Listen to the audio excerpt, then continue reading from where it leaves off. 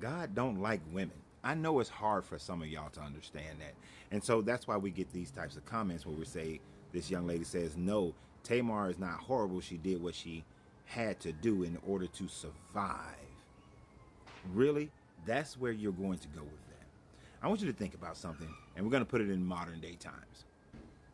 When you go to church, does your pastor tell you that, ladies, if you have to go out there and prostitute yourselves on the streets in order for you to be able to feed your family, in order for you to be able to take care of your children, doing whatever you have to do to survive, are you going to say, does your pastor tell you that? Do you think that that's agreeable?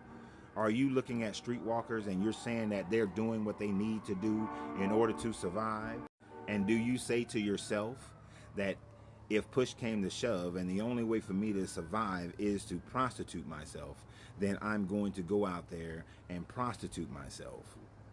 Do you do that? Does your pastor tell you that? Because essentially that's what Tamar did.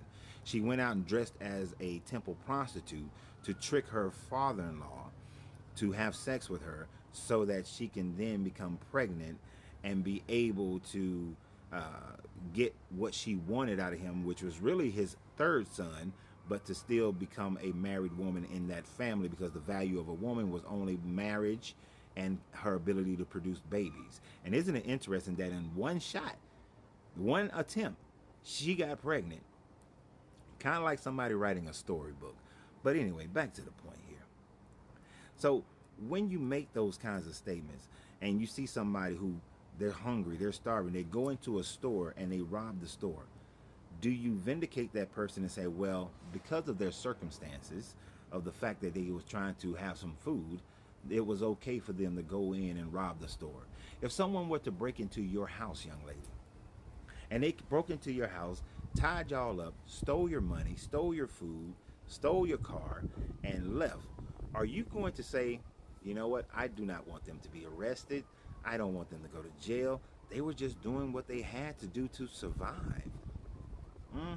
Now you may say that that is different from what Tamar did, but the problem is, when a person breaks into your house, they're stealing your agency of having the choice of your car, your house, your food.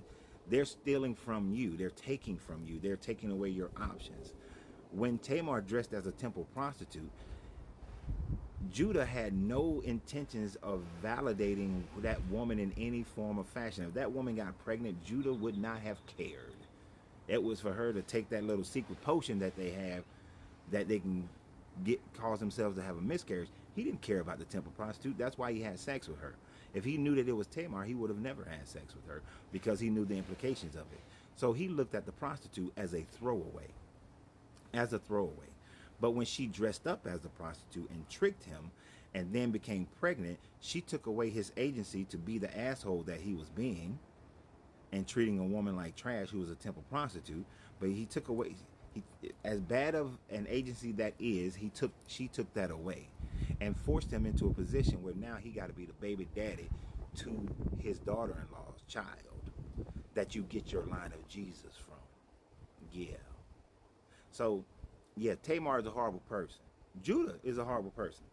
I'm not saying that either one of them are great. They're all horrible. And your God is even worse, because he killed Tamar's first husband, and doesn't give us any justification. Just says he was evil. What did he do? Because there were a bunch of other people who did some evil shit. So he must have been a terror, serial killer, all kind of stuff. And then Onan was killed just because God killed Onan just because he jizzed on the floor and wouldn't impregnate Tamar. And Judah was just trying to protect his youngest son, because I'm sorry, if this woman appears to be a black widow woman, I don't want to send my next son to go and die at the hands of this woman. So, for whatever was going on, even though it wasn't her fault, I'm not sending my son into the lion's den like that. But Tamar was horrible in that she had to trick this man. So stop naming your daughters Tamar.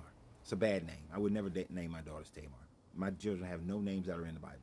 And that was done purposely. So what do you guys think? Should a woman who is down on her luck go out and prostitute herself in order to survive, and we should praise her for doing so? What do you guys think? Share, comment, subscribe, and always remember, you have to free yourself to be yourself.